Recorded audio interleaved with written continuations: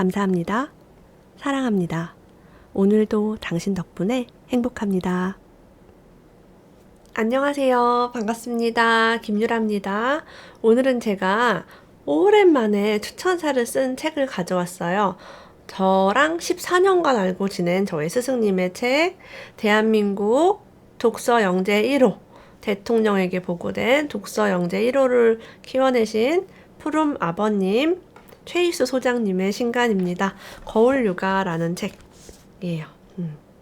우리가 아이를 잘 키우고 싶어서 아이를 낳았는데 육아서를 아무리 보고 공부를 해도 내 맘대로 안 되죠. 그래서 아이 키울 때 너무나 많은 분들이 힘들어합니다. 그래서 왜 힘들까? 아이가 나의 마음을 거울처럼 비춰주기 때문이죠.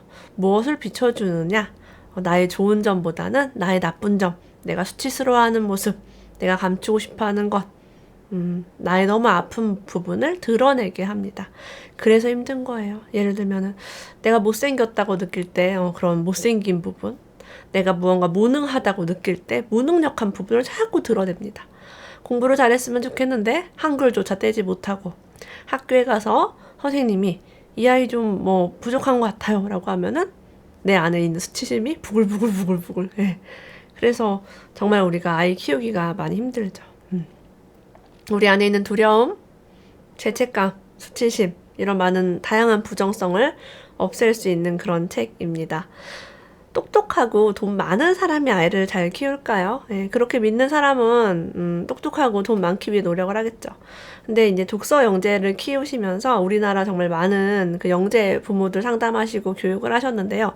어떤 부모가 아이를 잘 키우는지 봤더니 상처가 적은 부모, 그리고 상처가 있지만 이 내면 아이를 치유하고 성장하면서 아이를 키우는 부모들이 아이를 잘 키웠다고 합니다. 그러니까 내 안에 무슨 상처가 있는 줄도 모르고 그냥 아이를 키우면 어떻게 돼요? 내 상처를 계속 주는 거죠. 내가 어렸을 때 공부를 못해서 상처를 받았다면 공부를 죽어라 시킵니다. 아이가 뭘 원하는지 보지를 못해요. 뭐 때문에? 나의 상처가 너무 깊기 때문에. 돈이 없어서 굶어 죽을 뻔한 부모는요. 돈을 열심히 벌려고 노력합니다. 돈으로 다 해줘요. 야, 나는 돈 없어서 힘들었어. 넌 돈 많잖아. 엄마가 이렇게 돈 벌어오잖아. 이게 사랑이야 라고 믿고 그대로 또 나의 상처를 대물림하고 있죠. 아이는 나중에 크면 이제 돈 필요 없어. 엄마 내 옆에 없었잖아 라고 얘기합니다. 자, 우리는 어쨌든 좋은 거를 주려고 엄청나게 노력을 해요. 뭐가 아이한테 좋은 거지? 예, 노력을 하지만 결과적으로 나의 내면에 상처받은 내면 아이를 알지 못하면 나도 모르게 또 그런 상처를 대물림하게 된다는 것이 이 책의 요지입니다. 그래서 거울 육아는요, 진짜 어른 공부를 할 수 있도록 도와줍니다. 아이가 없는 분, 결혼 안 하신 분도요, 분명히 상처가 있어요. 그래서 그런 상처 때문에 인간관계가 힘들거나 돈 문제가 생기거나 삶의 트러블이 되게 많아요. 그런 것들도 이 책을 통해서 함께 들여다보실 수 있습니다. 저는 개인적으로 제가 너무 많은 도움을 받아서 이 책을 추천사도 쓰고 이렇게 리뷰를 하고 있습니다. 자, 우리 어제 제가 영상을 리뷰했고요. 이 두 번째 영상이에요. 본격적인 이야기를 다뤄보도록 하겠습니다. 자, 우리는요, 이 의식의 맨 아래 단계에 수치심이라는 게 깔려 있어요. 자, 수치심을 가지고 있는 사람은요, 나 자신을 물건처럼 취급하거나 없는 사람처럼 숨는 경향이 있다고 합니다. 수치심의 특징은 다른 모든 감정까지 잡아서 느끼지 못하게 한대요. 그래서 기쁨, 화, 분노 이렇게 다양한 것들을 표현하지 못하게 합니다. 자, 울지도 못하고 웃지도 못하는 상태에서 얼굴이 경직되어 있는 모습을 많이 보이죠. 자기가 수치심을 가진 것조차 알지 못합니다. 자, 그래서 감정을 느끼기 위해서 어떤 일을 하게 되느냐? 중독과 강박에 의존합니다.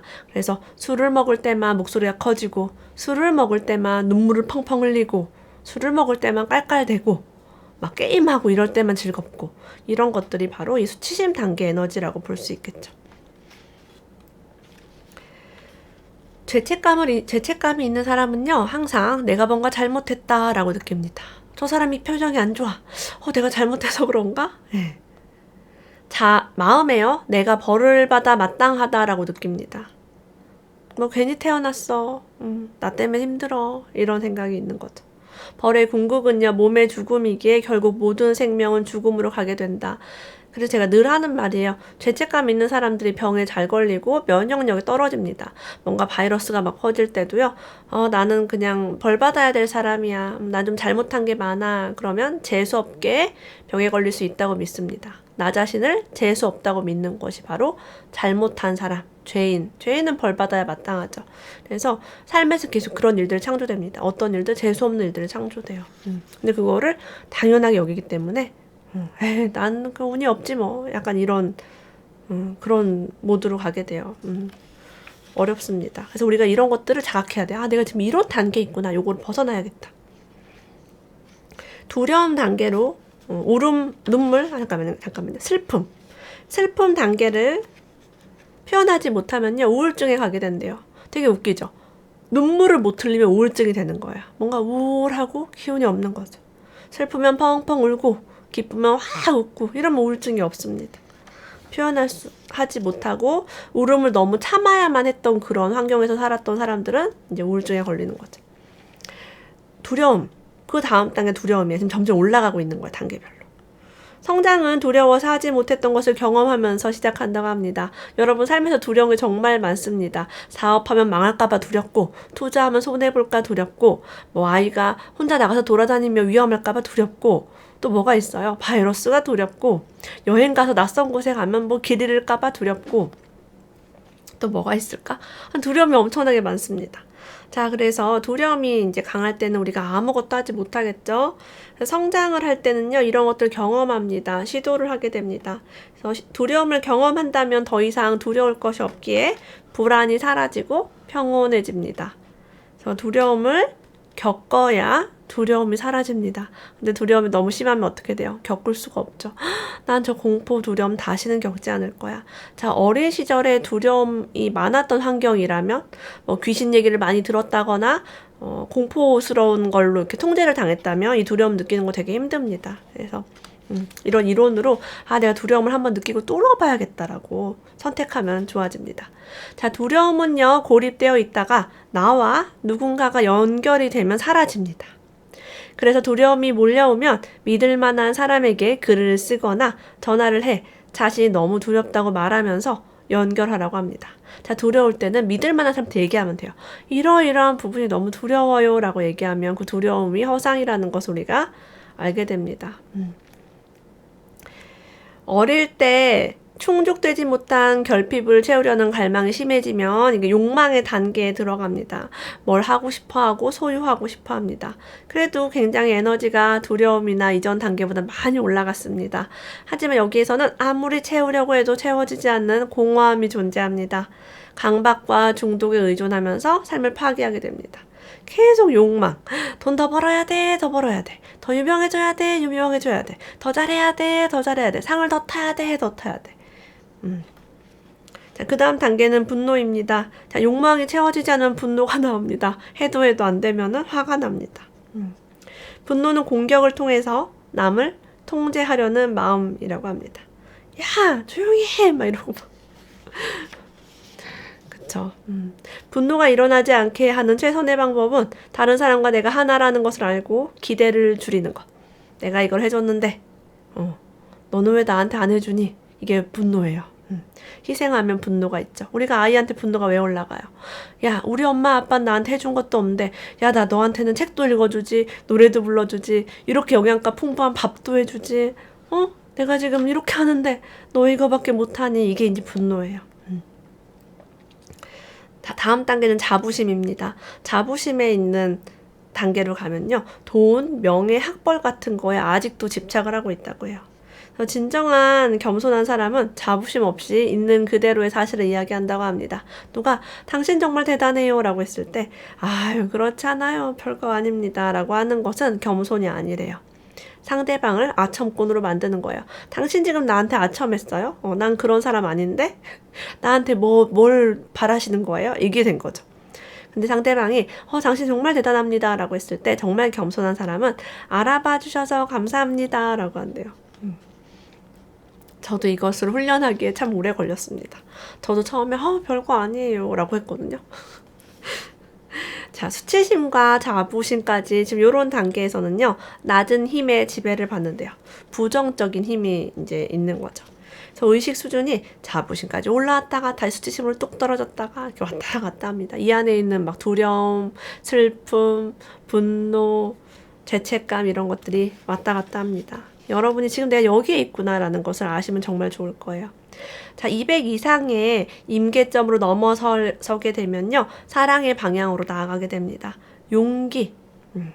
용기 수준에서는 일과 놀이와 사랑 간의 균형을 이루게 된다고 해요. 다음 단계는 중립. 중립에는 이번 일이 잘 되면 좋지만 안 돼도 괜찮아 라고 생각할 만큼 삶이 기본적으로 괜찮을 거야 라는 믿음이 있대요. 그래서 중립에 있는 사람들은 자신감 있게 살아가고 편을 가르지 않고 타인 행동을 통제하려 하지 않는다라고 합니다. 그래요. 악플러도 나쁜 사람이 아니라 좋은 사람입니다. 편을 가를 필요가 없죠. 자, 이 위에 단계들은 제가 생략했어요. 그냥 다 좋은 것들 남아 있습니다. 위로 쭉쭉쭉 올라가면.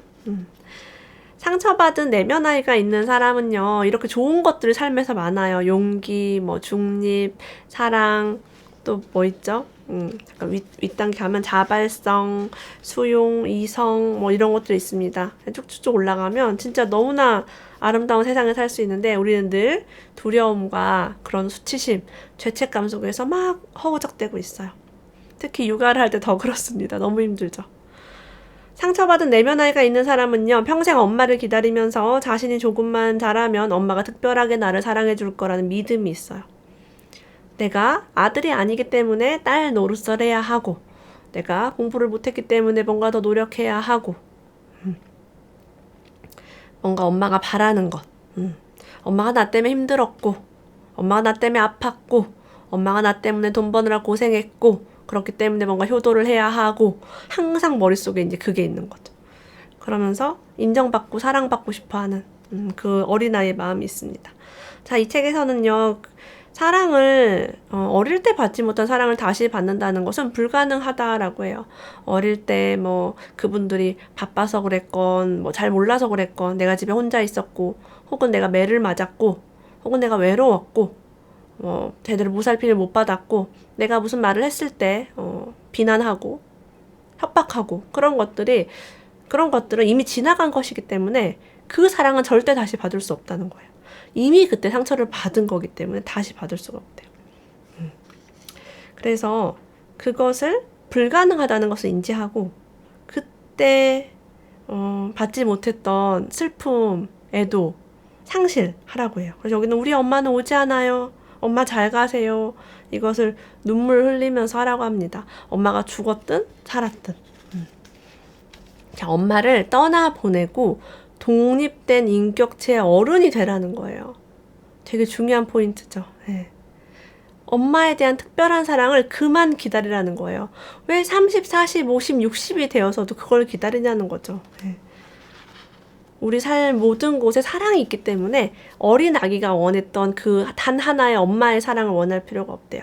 자, 우리가 엄마의 사랑, 어린 시절에 받지 못했던 상처받은 내면 아이 사랑을 나도 모르게 사방에 가서 헤맨대요.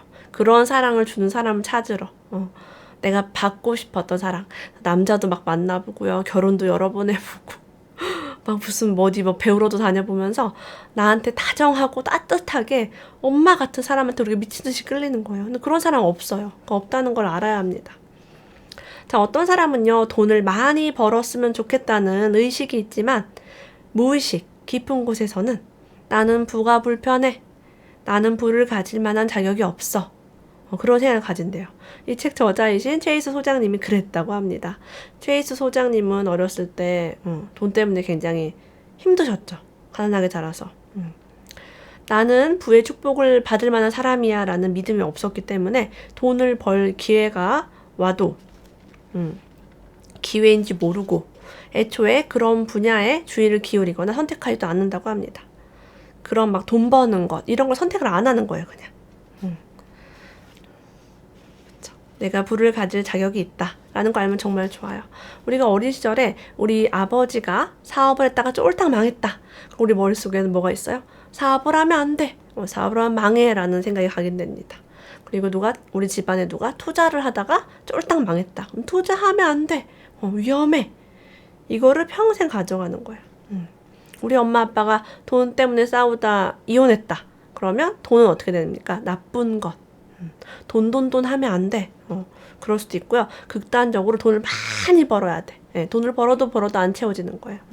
돈 없으면 이혼하니까 돈 많이 벌어야 돼 라고 돈에 집착하게 됩니다. 그래서 우리 삶에 주인이 사라지게 되는 거죠. 돈이 내 삶의 주인이 될 수도 있어요.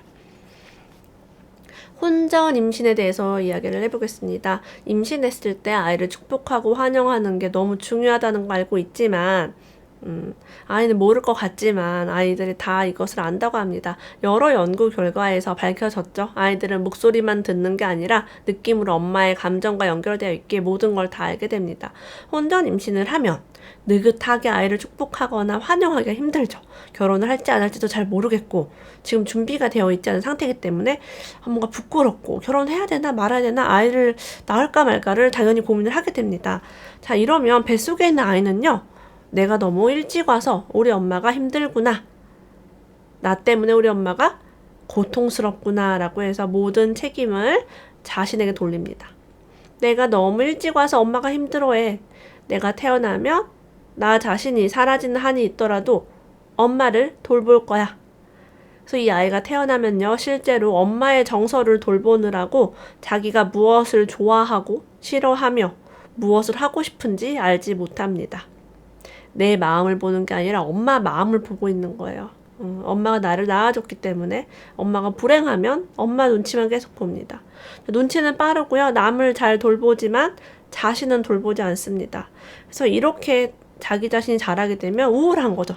근데 왜 우울한지 몰라요. 내가 열심히 살았고 결혼도 했고 아이들도 문제가 없는데 이상하게 우울해요. 그러면 이제 나중에 과거로 돌아봤을 때 내가 뱃속에서부터 뭔가 힘들었구나 라는 것을 알 수 있게 됩니다. 자, 아이가 잘 먹지 않아서 걱정이신 분들이 있나요? 아이는 먹고 싶을 때 먹고 안 먹고 싶을 때 안 먹는데요. 제가 지금 그렇게 하고 있거든요. 저도 그렇게 먹고 우리 아이들도 그렇게 지내고 있습니다. 너무 좋아요. 근데 우리는 어렸을 때 어때요? 시간 맞춰 밥을 먹어야만 했고 먹고 싶지 않은데도 몸에 좋다는 이유로 콩을 먹어야 된다거나 그런 것들이 있어요. 혹은 경제적으로 어려워서 내가 먹기 싫은 음식, 쉰밥을 먹어야만 했거나 이런 사람들도 되게 많았어요. 자, 그래서 우리가 아이랑 먹는 거 가지고 씨름할 때도 우리의 내면 아이와 연결이 돼 있다는 거죠. 전 참고로 남편이랑 저랑 이 먹을 거에 대한 상처가 있어서 참 다행인 게 우리는 결혼 전에 서로가 음식에 대한 상처를 정확하게 자각을 하고 대화를 나눴어요. 우리 어렸을 때 이런 상처가 있으니 우리는 절대로 아이에게 억지로 음식을 먹이지 말자. 남편이랑 저랑은 맨날 속이 안 좋고 밥만 생각하면 우울하고 이랬어요. 먹기 싫은데 억지로 먹어야 되니까 항상 맛이 없고 당연히 키도 안 크죠. 맛이 없으니까 먹을 수가 없는 거예요. 그래서 저는 참 다행히 이런 상처를 빨리 인지하고 남편이랑 대화를 잘해서 우리 아들 셋이 엄청 잘 먹고요. 건강하게 자라고 있습니다. 자, 그리고 아이는 잠이 별로 없대요. 우리 애기 잠을 안 자요 라고 고민하시나요? 전 이 푸르미 교육을 2007년부터 공부를 했기 때문에 제가 2008년에 첫 아이를 낳았거든요. 우리 애기를 낳았는데 잠을 안 자더라고요. 저는 당황하지 않았어요. 이게 영재의 특성이고 아이들의 특성이구나. 아이들은 시계를 보지 않잖아요. 걔네가 다음날 출근을 해요, 유치원을 가요. 그러니까 자기 하고 싶은 거를 실컷 하고 자는 거예요. 집중하고 몰입하고 잘 놀고 걱정이 없는 상태입니다. 자, 아이는 잠이 없고요. 세상이 믿을만 하고 흥미롭고 배우는 것이 이토록 기쁘기 때문에 잠잘 시간이 없다라고 합니다. 제가 아들 셋을 키워보니까 아이들이 일찍 자거나 잠을 많이 잘 때는 딱 한 가지 경우였어요. 아플 때, 많이 아플 때, 장염, 독감, 이 정도로 아플 때 기운 하나도 없고 잘 못 먹고 열 펄펄 날 때만 일찍 자요. 절대 일찍 안 잡니다. 출근하는 엄마들은요. 아이가 이제 엄마가 가면 울고불고 할까봐 눈물 흘리는 거 보기 싫어서 몰래 출근을 합니다. 자, 이렇게 하면 안 된대요. 아이가 이제 상처를 받고 충격을 받아요. 잠에서 깨어나 엄마가 없다는 걸 알게 된 아이는요. 자, 맥락이 없어요, 아이들은. 그리고 아이들은 순수하기 때문에 무슨 일이 벌어지면 다 나 때문이야 라고 생각해요. 길 가다가 누가 넘어져도 나 때문에 넘어졌나? 이렇게 생각한대요, 아이들은. 엄마 아빠가 이혼을 해도 나 때문이 아닌데 나 때문에 이혼했나? 누가 가족 중에 아파도 나 때문에 아픈가? 내가 속 썩여서 그런가? 다 이렇게 생각한대요. 그러니까 이게 다 상처로 가져오는 거야. 자다가 엄마가 없으면 엄마가 내가 싫어서 떠났다 라고 생각한대요. 여러분도 어렸을 때 경험 한번 생각해 보세요. 무슨 일이 생기면 나 때문이 아닌가 라고 깜짝 놀랐던 경험이 다 있습니다. 그래서 아이에게 엄마는 직장에 가야 돼, 여기서 있어 라고 아이가 울어도 이야기를 해주는 게 상처받지 않는 거라고 해요. 우리가 아이가 울어도 이게 상처받지 않는 거구나 라고 알 수 있는 거죠. 아이를 어린이집에 보낼 때도 마찬가지예요. 아이를 낯선 환경에 보낼 때 아이는 내가 하찮고 쓸모가 없고 찌질해서 부모가 자신을 버렸다고 믿습니다. 난 집에 있고 싶어, 엄마. 나 유치원 가기 싫어. 근데 엄마가 자꾸 보내요. 난 가기 싫다니까. 막 울어. 나 가기 싫다고. 네. 나 가기 싫어. 나 집이 좋아. 엄마 잘할게, 나 집에서. 말 잘 들을게. 그래도 엄마 자꾸 보내요. 그러면 내가 정말 싫구나, 엄마는. 나 키우기가 싫구나 라고 생각을 합니다.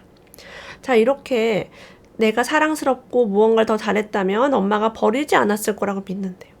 나도 모르는 사이에 버림받은 아이는 자신의 존재를 수치스럽다고 여기고 죄인이 된대요. 어떻게 하면 엄마한테 잘 보이지? 중국에서 이제 강연을 많이 하셨어요. 최희수 소장님께서. 그 지역에요. 1966년에서 76년 사이에 태어나서 그때는 생후 6주 정도를 타가소에 보내는 그런 어떤 게 있었대요. 자, 왜 그런지 모르겠어요. 태어나면은 엄마가 키우는 게 아니라 이제 타가소에 단체로 가는 거예요. 그럼 엄마랑 연결이 끊어지죠. 잘 돌봤겠어요? 제때 먹이고 입혔겠어요? 66년도, 76년도면 되게 가난할 시절인데. 놀랍게도 그들은 감정을 느끼기 어려우며 자신이 무엇을 좋아하고 싫어하는지 몰라 선택을 어려워한다는 특징을 공통적으로 가지고 있었대요. 내가 수치스러운 거예요. 내가 필요가 없는 존재구나. 그래서 내가 엄마가 나를 돌보지 않는구나라고 아무런 맥락이 없기 때문에 그대로 믿어버립니다. 자, 내 안에 나쁜 것이라고 믿는 것이 있다면 내 삶에서 보이는 많은 것들이 저 사람 나쁜 사람이야. 어머, 저 사람 경멸해. 난 저 사람 혐오해 라고 느낍니다. 예를 들면 이런 거죠. 인생을 살면서 정말 싫어하는 부류의 사람이 있다. 예를 들면 그 사람이 항상 누군가에게 의존하고 책임지는 일이 없고 게으른 사람을 싫어한다고 가정해 볼게요. 내면 여행을 했더니 내가 왜 그런 사람이 싫어하는지 알게 됐대요. 나는 부모에게 의존해 본 적이 없다라고 합니다. 우리 최희 소장님은요. 우리 부모님이 너무 가난하고 힘들고 자식을 돌볼 겨를이 없어요. 옛날에 뭐 다 그랬다고 쳐도 어쨌든 상처받은 거죠, 그거는. 그럼 내가 부모를 도와줘야 되지 부모한테 기대서 엄마 나 뭐 하고 싶어, 뭐 먹고 싶어, 뭐 갖고 싶어 할 수가 없어요, 의존을. 부모가 자식한테 의존하는 거죠. 자, 그래서 나는 의존을 해본 적이 없는데 남들이 책임도 안 지고 게으르고 남한테 부탁하고 뭐 안 하고 화가 나서 막 돌아버리는 거예요. 그러면 자, 버림받은 아이는요 또다시 버림받는 고통을 피하기 위해 부지런해야 됩니다. 그래서 여유 있게 휴식을 취할 수 없어요. 여러분들이 몸도 아프고 피곤하고 너무 힘든데 자꾸 부지런하게 살고 있다면, 쉴 수가 없다면 자신의 내면을 한번 들여다보세요. 내가 왜 게으른 사람을 혐오하게 됐는지. 엮이는 가족이라고 합니다. 아이가 엄마에게 의존해야 되는데 엄마가 아이에게 의존하는 가정. 엄마가 아이를 돌보는 게 아니라 아이가 엄마가 지금 기분이 좋은가 안 좋은가? 이렇게 하면 엄마가 기뻐하나 안 기뻐하나? 그걸 눈치 보고 있는 가정이 바로 엮이는 가족인데요. 엮이는 가족에서는 어디 가서 가족의 창피한 부분은 말하지 말라는 암묵적인 규칙이 있습니다. 가족 내에 지켜야 할 비밀이 많습니다. 남들한테 이런 거 얘기하지 마. 비밀이야. 감추어야 할 것이 많아지면 감추는 데 쓰는 에너지가 많아지고 언제 들킬지 모르기에 늘 자신을 감시해야 합니다. 감추는 사람은 불안합니다. 이것이 뭐 출생의 비밀이든 뭐 집안의 어떤 내력이든 집안에 누가 무슨 뭐 심각한 병이 있든 혹은 경제력의 문제든 아니면 부모가 자식을 두드려 패면서 어디 가서 너 밖에 나가서는 엄청 안 때리는 척. 막 사회적 지도자예요. 밖에서는. 그러면 감춰야죠. 우리 부모님이 교육자야. 근데 막 나한테는 엉망으로 해요. 그거 감춰야죠. 창피한 부분. 그래서 가족 안에 여러분 창피한 부분이 하나도 없는 가정이 정상입니다. 정상. 그렇지 않으면 정말 우리가 상처가 점점 쌓여가는 거죠.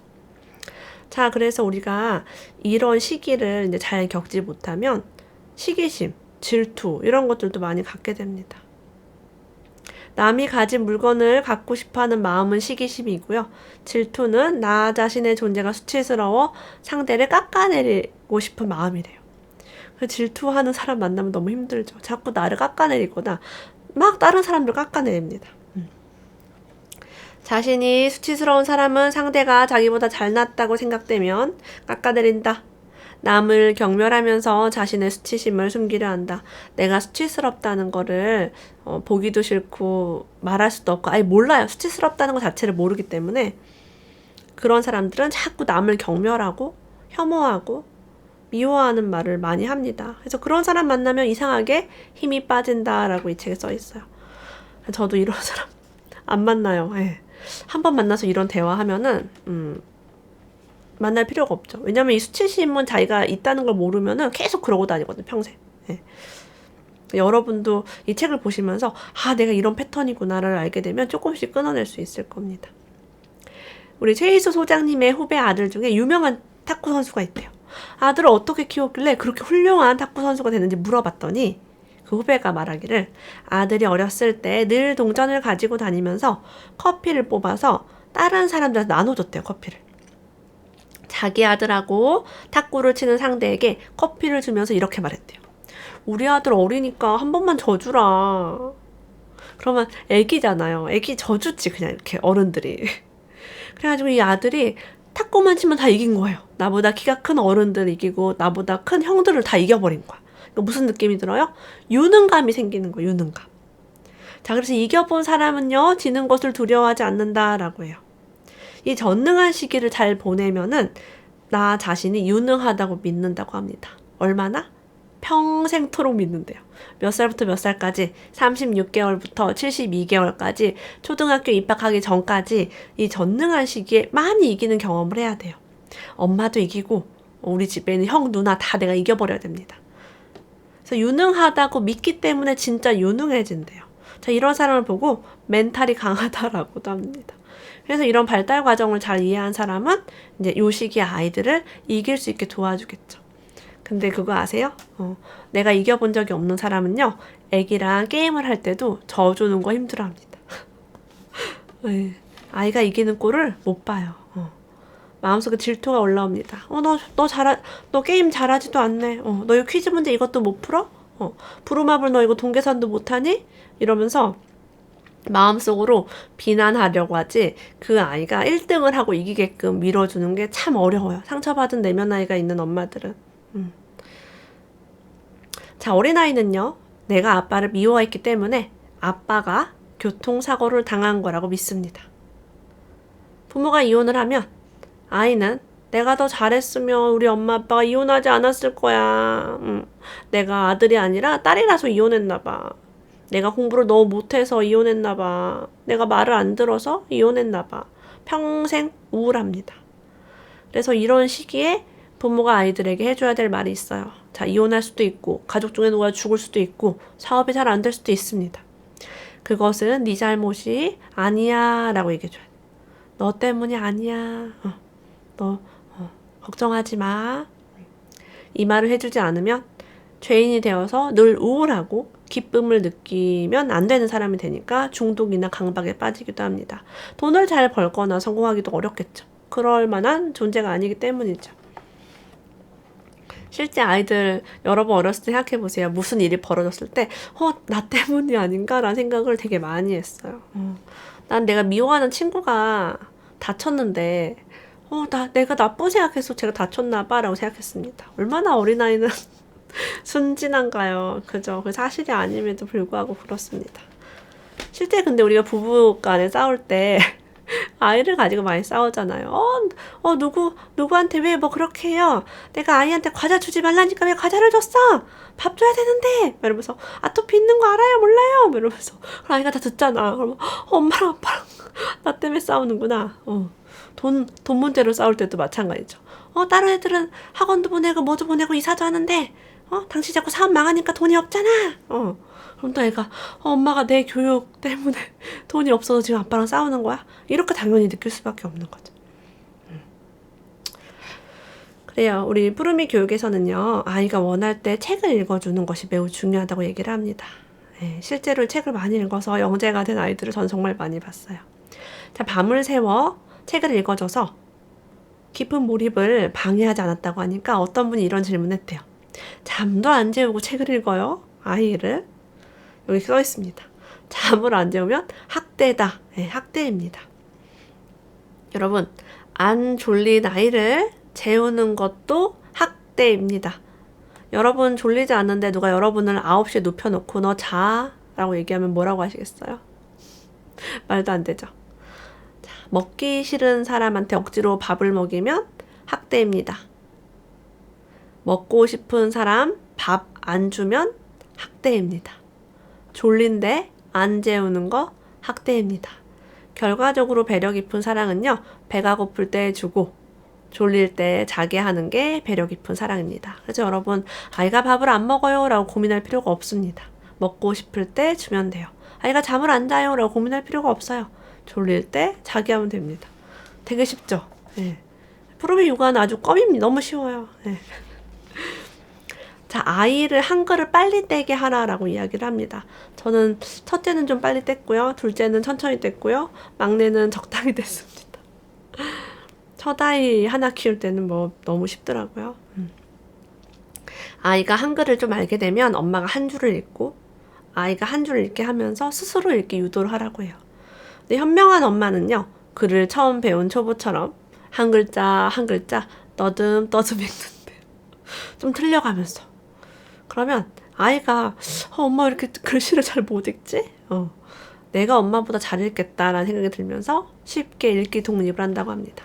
그러니까 아이가 엄마가 너무 이렇게 똑똑해 보이게 하면은 아이가 힘들어요. 그래서 바보 같아 보이게 해라. 저는 그래서 푸르미 교육할 때 우리 아이가 저한테 무슨 퀴즈 문제를 내면 다 틀렸어요. 자꾸 엉뚱한 탐막 얘기하고 다 틀렸더니 어느 날 첫째 아이가 8살 때 저한테 물어보더라고요. 엄마, 나는 엄마가 나 사랑해서 다 틀리는 거 알아 라고 얘기했어요. 제가 너무 놀랐어요. 왜냐면 여기에서 엄마가 아는 척을 하지 않아야지 아이가 막 설명을 해준대요. 엄마 그 이유는 말이야. 이 퀴즈에 이 답이 나온 이유는 이러면서 아이가 그걸 설명해주면서 되게 지혜로워진다고 해서 저는 이제 그 설명을 맨날 들었단 말이에요. 근데 아이가 다 안 거야. 엄마가 일부러 모르는 척하고 자기 이야기를 들어준다는 걸 다 알더라고요.